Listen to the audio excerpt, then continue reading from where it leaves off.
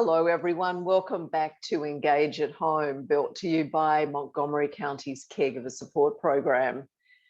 We are celebrating National Caregiver Month, and our guest today is Sister Kathy with Holy Cross Caregiver Resource Centre. Welcome, Sister Kathy.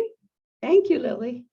It's terrific to have you here. You work with caregivers every day. What are some of the things that you have learned from them? More than they have learned from me, I'll tell you. All kinds of things. Different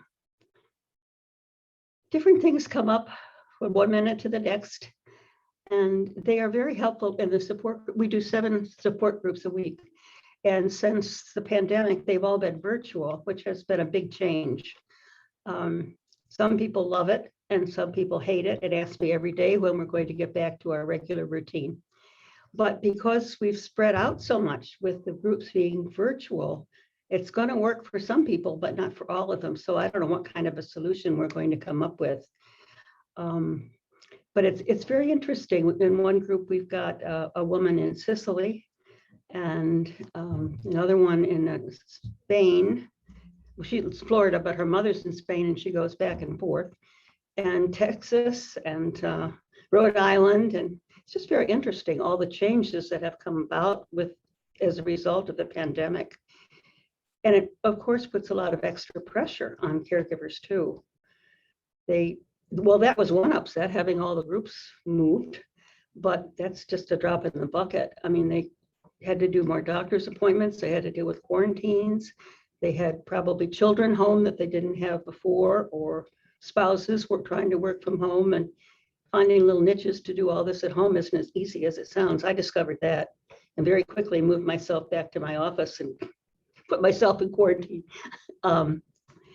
It just was a whole different way of looking at things, and it added to the stress and the worry and the tiredness and all the stuff that goes with caregiving.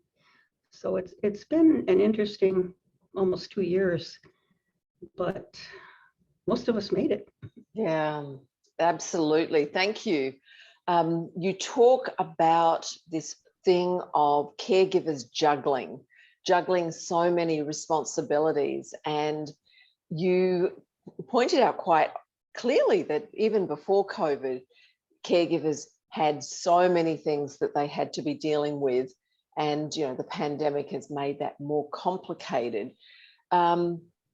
What are some ways that you have seen caregivers do a good job of caring for themselves? That's the hardest thing in the world. You have to keep constantly saying that is your first step in this. If you don't do self-care, you're not going to make it.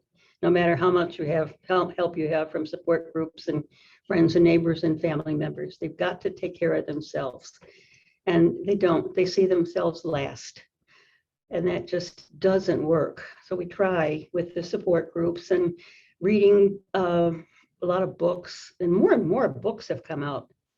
Maybe I've just been more aware of them since the pandemic, but it seems like so many have fallen into my lap anyway in even this last 6 months.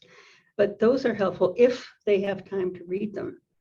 There's one book I think that's made more impression. One of our caregivers read it and told us about it in the group, and I didn't get it right away, and I'm not sure, I can't even remember if I really did get it or if somebody gave it to me, but anyway, it's called My Life Rearranged, and it's by Susan Miller, and it's written almost like a journal where she just puts down everything. I've never read anything so clear and blunt and spares nothing, and it's written in sections like a journal would be, so you don't have to have an hour to read it.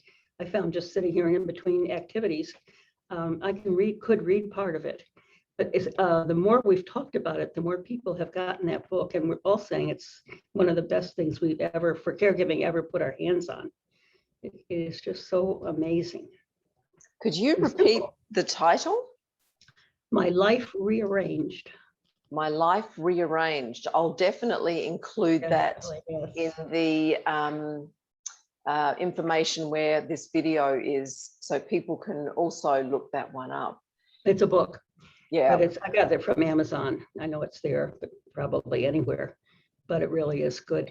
And I discovered too, getting ready for this today, that there's a lot of information on the computer. I looked up National Family Caregivers Month, and there's a group called Mental Health America, and they have put out a lot of literature, books, papers, tips for caregivers.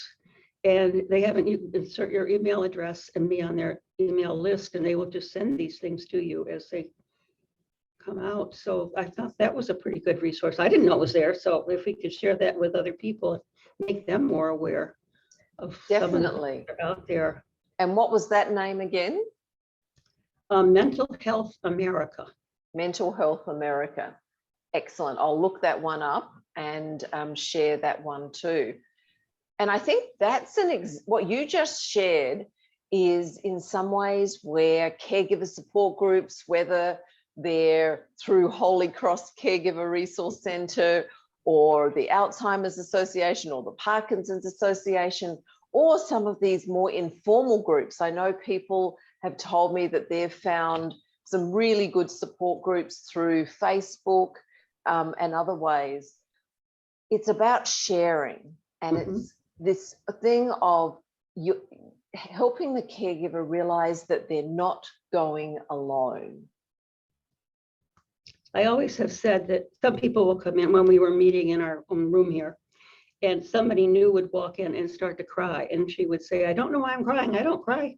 And I said, because when you step through that door, you're admitting you need help. And it's hard to do. Well, this morning in the group, the virtual group, it happened to someone who was there for the first time. And it is just so difficult for them to admit they can't do it and they've got to have help. Yeah. But the reaction to other people is just so heartwarming. They've been through it too, they know it, and they could reach out to them in the most wonderful ways. Last night in one of the groups, one of the women, her husband, she just lost her mother and father in a year. And now her husband has multiple myeloma. And he's headed for a terrible treatment that's going to take like 3 months and go through all these different stages. And the first person that responded to her in the group and offered her services of whatever she could do to help is someone who is taking care of her husband, who is a stroke victim, her aged mother, and her aunt, who was killed in an car accident on Easter night, and is trying to take care of that estate and clear out her house and everything. And all that's on this one woman. But she was the first one in that group to reach out and offer her services. Others followed, but I just thought that was really something. Yeah. And then there are people that are giving up their whole lives to be caregivers for somebody, abandoning their jobs or taking their jobs with them. And while they're doing all the caregiving duties for the person or the family even, they're also doing their work responsibilities with the hope of going back to them. But they're being two people. And I can't imagine how self-care works into that too well. It just isn't time to do anything. It's gotta be really hard. Yeah. And that's why this year for National Caregiver Month, we chose the theme of renewal. Renewal has many meanings. And I think, we've been through a lot the last, almost 2 years. But it's also reminding the caregiver that maybe that the person who they was before they started caregiving, maybe that person will have changed. Maybe they won't ever go back to exactly that person who they were before. So whilst they're caregiving, maybe it's a good idea to almost have that time of rediscovery of self. Renew your relationship with yourself in a different way, which could include spirituality. It could include, maybe a lot of people didn't necessarily have quiet time. We all are very rushing around type people, that maybe part of their renewal could be self-care in a very gentle and simple way. Yes. When we're talking about trying to get back to normalcy, and then we always follow that up with things will never be the same. You can apply that to yourself, myself, anybody. because we all can change some more easily than others, but none of us is perfect. So it's going to fit in very well, I think. Yeah, very much so. So we're getting near the end of our time together. I'm just wondering, what are some suggestions you have for our viewers who really maybe new to being caregiving or have been doing it for a while, but would really appreciate hearing from you, someone who does this day in, day out, of what are some ways that they can care for themselves and still be a good caregiver? I think a lot of them have learned ways during the pandemic. I've been amazed at how many will start talking now about they've learned from the TV or the computer, I don't know which, probably both, how to meditate. And they've worked that into their daily life now. And it's one of the first things that they will mention that they have gotten out of this, but also exercise classes, discussion classes, all those things are virtual now. And you don't have to, well, persons like me who don't drive, it's so much easier to be in touch with the resources that we can use that are right with us, or we just turn it on. And it's meant a lot to people. And they form new friendships that way, even though they're not together. It's been amazing to me, all the things that have come from this are not bad. Exactly. And one of the things that I know that you do in your work is, yes, you bring people together in support groups, but you also have a newsletter and you share resources with people. And it sounds like that's something that you have learned over the years to help people understand that they're not doing this alone. Yes, and they like that. And some people are shy and don't want to share, and but eventually they overcome that and are very free talking to other people and more at home with the whole situation. Unfortunately, we don't have our newsletter anymore. Okay. I wish we did, but although I don't know how I'd fit it in now anyway, but yes. We don't. Well, that gives you a break for self-care. Yes. Oh, yes, I never thought of that. Yeah. So I want to thank you, Sister Kathy. It's been really nice having this brief conversation with you. And I want to thank you also for all the work that you do with caregivers in the community.